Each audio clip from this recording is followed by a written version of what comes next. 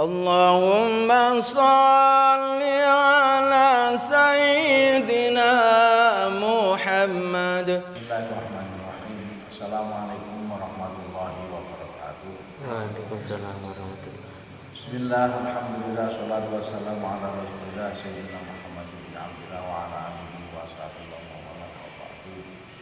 Ila hadratin Nabi Muhammad sallallahu alaihi wasallam wa ala alihi wa sahbihi wa ashabihi min al-anbiya wa syahada ustadz wal malaikat wa qarabin sana bana wa ummatina jaddu wa syekhana wa khususan mu'allimatan kitab syafaat Muhammad syekh masyarakat sudi wa kulli wa ala ulati wa sanin wa man aqabata masis sya'ulana lana wa lahum fatiha.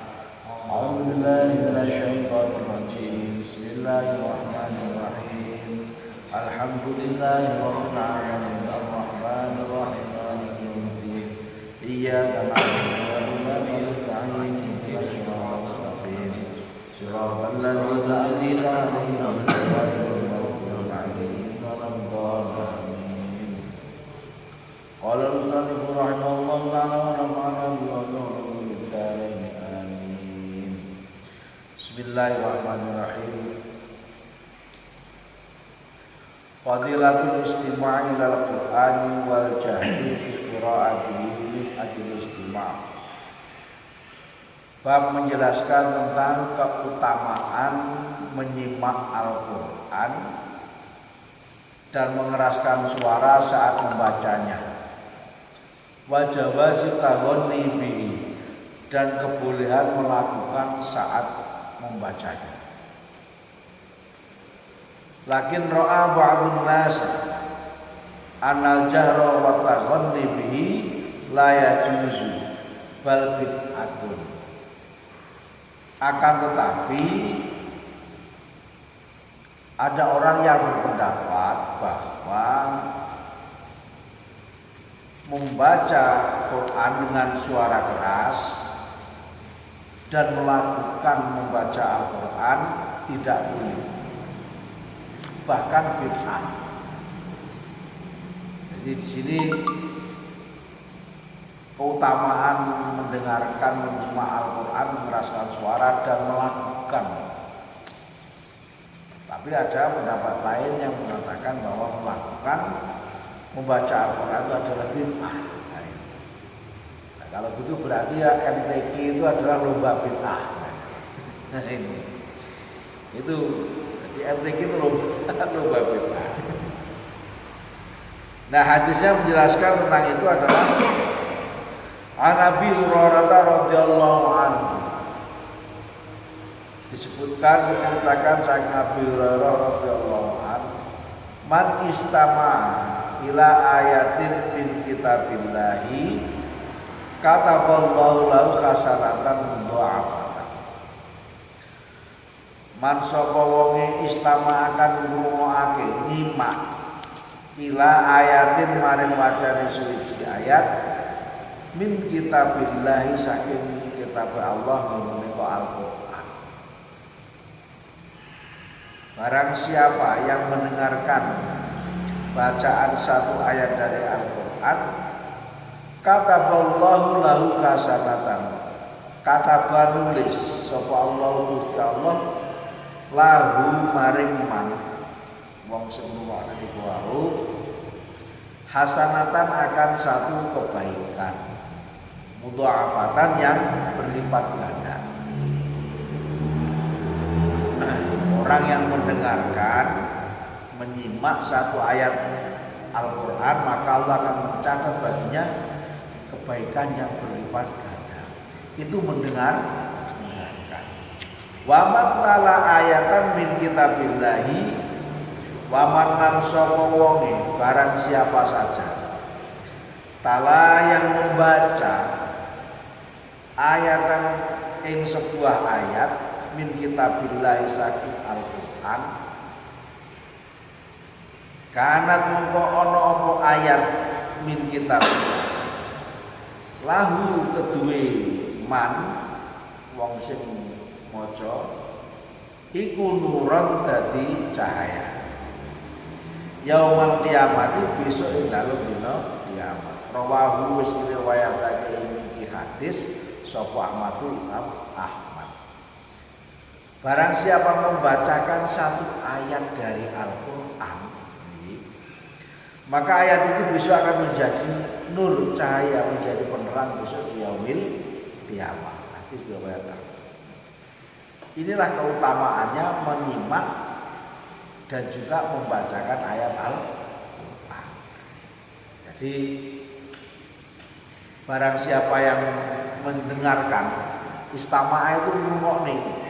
Kalau sami'a mendengarkan tapi biasa aja. Tapi kalau istama'a itu ngrungokne tenan neling-neling nih. Artinya menyimak. Makanya di sini di dalam kebiasaan di kalangan hadirin itu ada simangan Al-Qur'an. Satu seorang hafid atau seorang hafidzah membacakan, nah jamaah yang lain menyimaknya, ngrungokne karo jamaah tenane. Oh iya. Itu dia mendapatkan satu kebaikan yang dilipat gandakan. Sing ngrungokne. Ala sing maca wa man ta'ala min ayat sing maca oleh satu ayat satu cahaya penerang. Kalau kita sudah membiasakan tiap hari membaca satu juz, ini one juz, isu sak juz, sore sak juz dalam bulan ini berapa ayat, berapa cahaya besok di yaumul qiyamah yang menjadi penerang bagi qari'ul Qur'an. Inilah keutamaan daripada membaca Al-Qur'an. Hanya itu. Hanya dulu dalam hadis yang terdahulu disebutkan baca Al-Qur'an itu walaupun tidak lancar, walahu ajroni, terbata-bata dan mendapat pahala dua. Satu pahala semangatnya, yang kedua pahala bacaannya. Ini apa? Fadilahnya mendengarkan dan membaca Al-Qur'an. Hadis yang kedua, muttafaq alaih. Ma'adinallahu bi syai'in ma'adinal nabi hasanah sauti yataghonna bil Qur'ani yajalubi. Ma'adina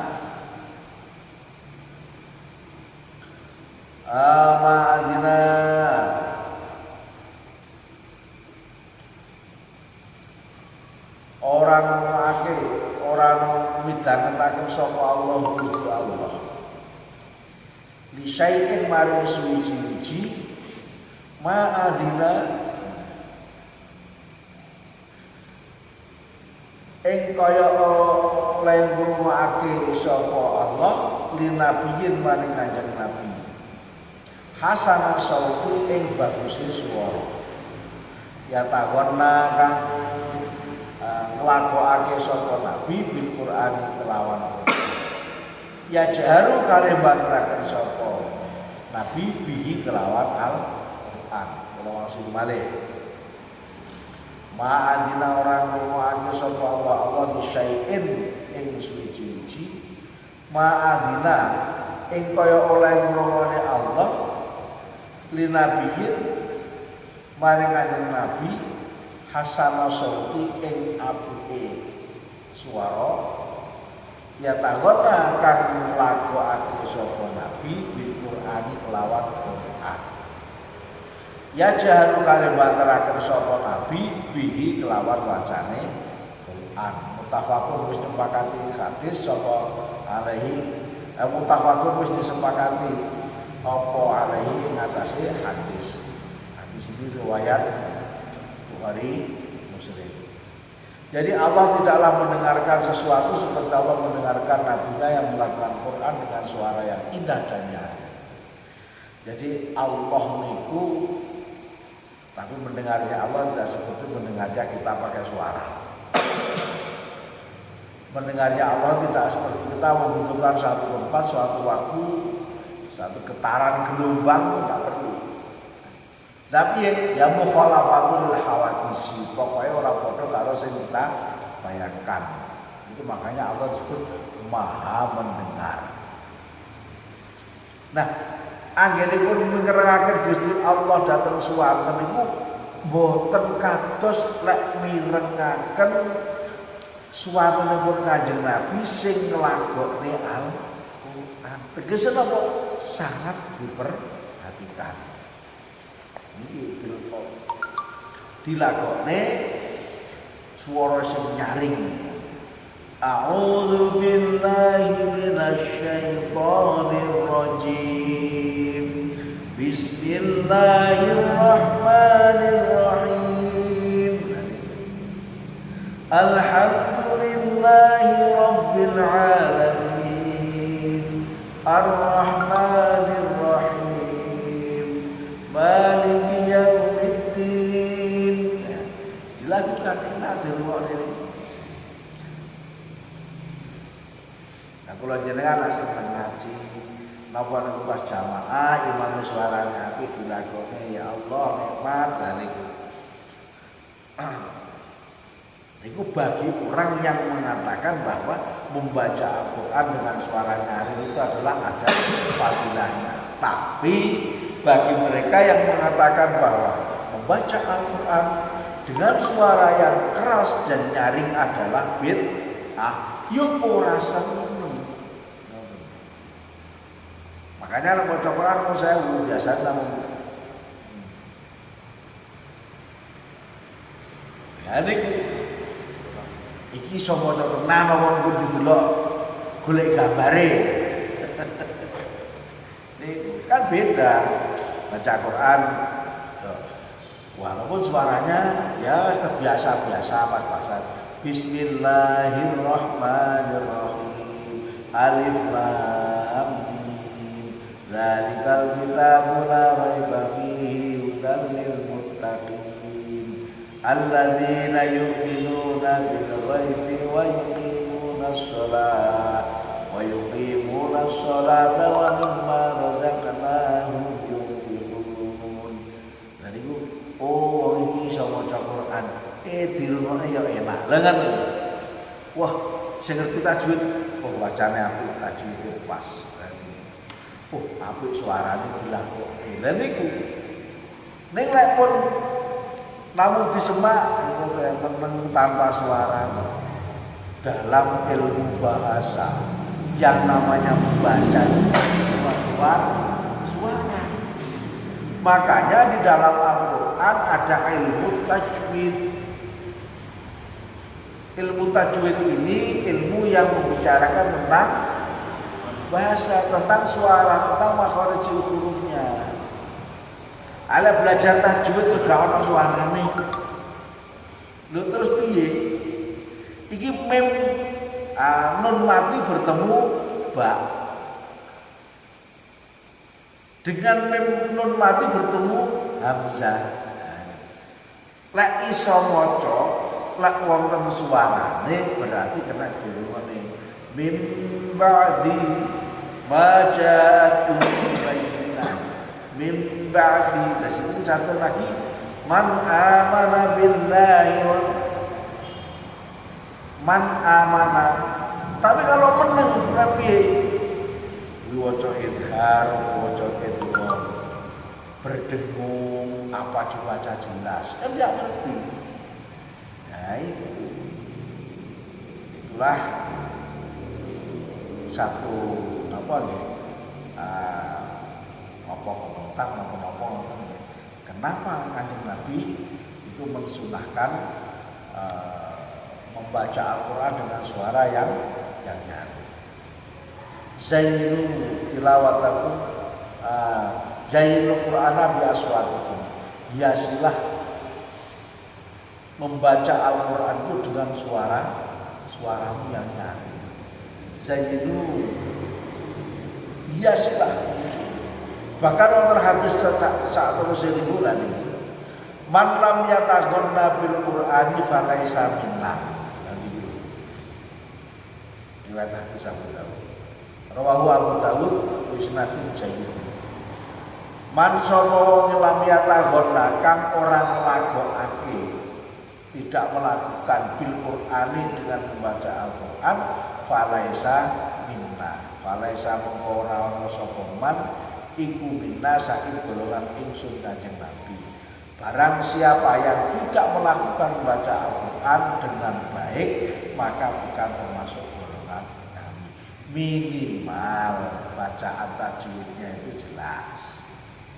Artinya di sini mengandung pengertian bahwa orang yang membaca Al-Quran tidak didasari dengan ilmu tajwid. Nah ini gini, tidak didasari ilmu tajwid itu bukan golongan dari kami. Artinya bukan golongan dari orang Islam, golongan Kanjeng Nabi yang yajtahidu fi tilawatil Quran. Sing tenanan anggene belajar maca Quran. No saya basa umumnya ora syukur angger lah maca Quran. Ya digurukne, dibelajarne. Oh ini tajwidnya. Ini idgham, ini ikhfa, ini iqlab. Nah, ini izhar. Ini ada izhar syafawi, ada idgham misli, dan seterusnya. Nah ini maca Quran itu lah tajwidnya mlaku, insyaallah dirungono yo penak. Napa malah ngerti angen-angen samana maca Quran tajwidnya apik, suarane nyaring. Nah, lek maca niku ikhlas. Pangapunten nuwun kita yang mendengarkan itu hatinya bergetar, seneng, ada getaran sambungan gelombang dengan ayat Al-Quran. Ini pun terusan ini berkembang dalam teori kesehatan, termasuk at-tadawa bi ayatil Quran. Jadi diperbolehkannya berobat dengan menggunakan ayat Al-Quran. Ingat, yang penting tidak mensyirikkan bahwa sing marai waras kuwi ayat Al-Quran, tapi menggunakan ayat Al-Quran sebagai wasilah untuk menyembuhkan penyakit seseorang. Sekarang terkenal dengan istilah ruqyah.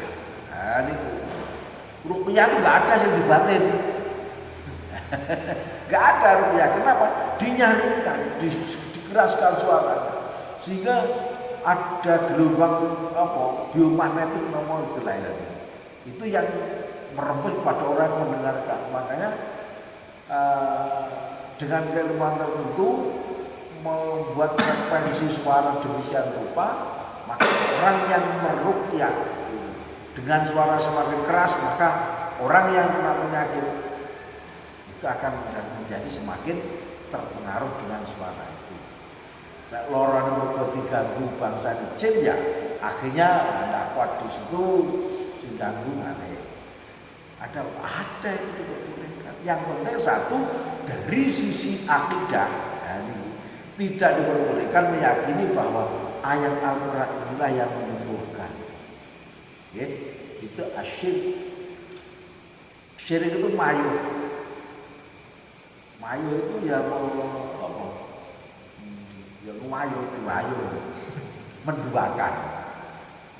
menduakan Allah syirik itu dengan kekuatan yang lain.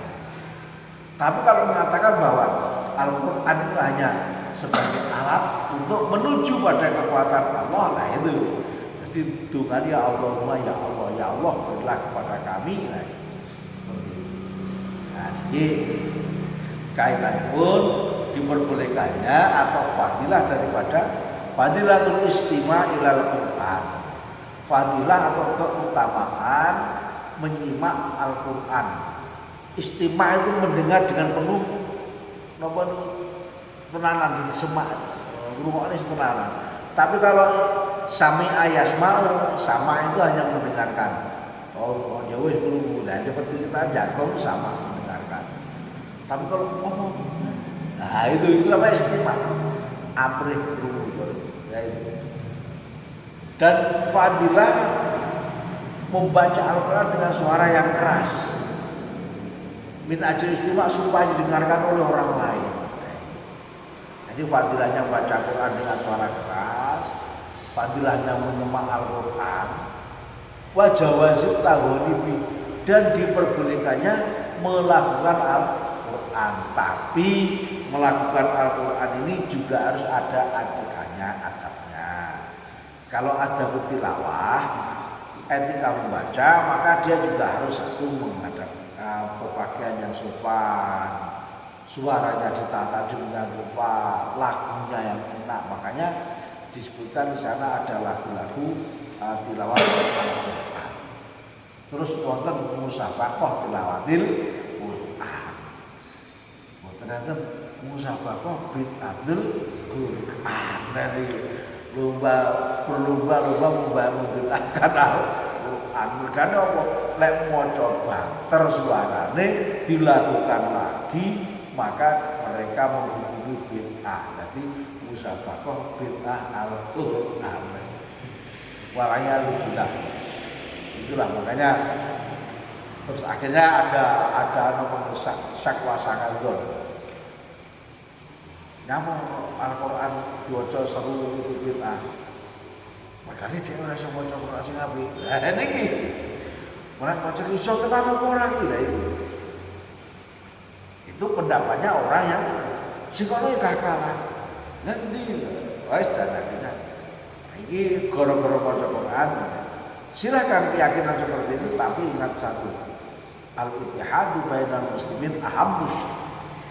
Jadi persatuan antara orang Islam dan orang mukmin itu adalah hal yang paling berharga, ahammus. Maka ya ngono nek aja. Kalau memang murid kamu tidak pas ya sudah. Jangan terlalu banyak komentar maksudnya. Kakean komentar ngomong ini akhirnya malian tiba fitnah, Kalau banyak fitnah maka umat Islam akan semakin rapuh dalam persatuannya. Dan itu pasal dan itu keutamaannya mendengarkan dan membaca Al-Quran. Digunakannya untuk melakukan Al-Quran.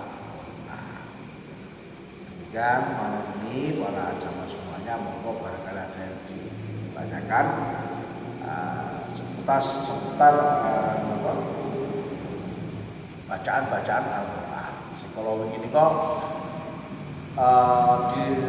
membaca Al-Quran walaupun dengan suara yang terbata-bata, kok tiku niku blekak-blekuk lah.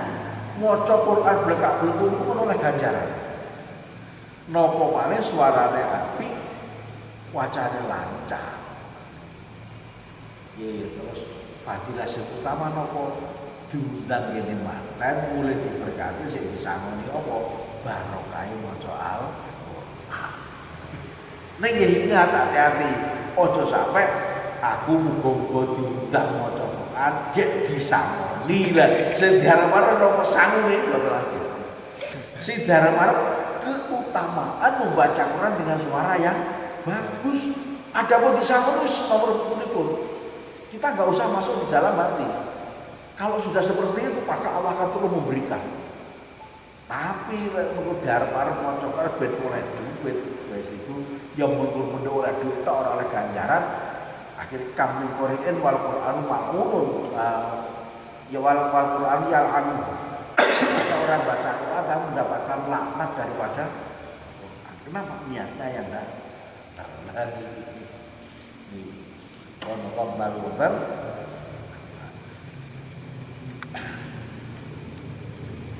lajeng menyentuh itu wajib keadaannya suci dari hadas.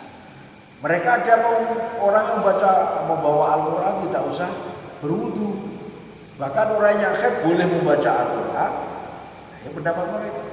Ya mau pendapatnya seperti itu, tapi menurut Ahlus Sunnah wal Jamaah Syafi'iyah tamanipun itu membaca Al-Quran itu harus adabnya harus berpakaian yang bagus, dengan suara yang baik, dengan sopan, kemudian punya wudu, tidak berhadap berhadas.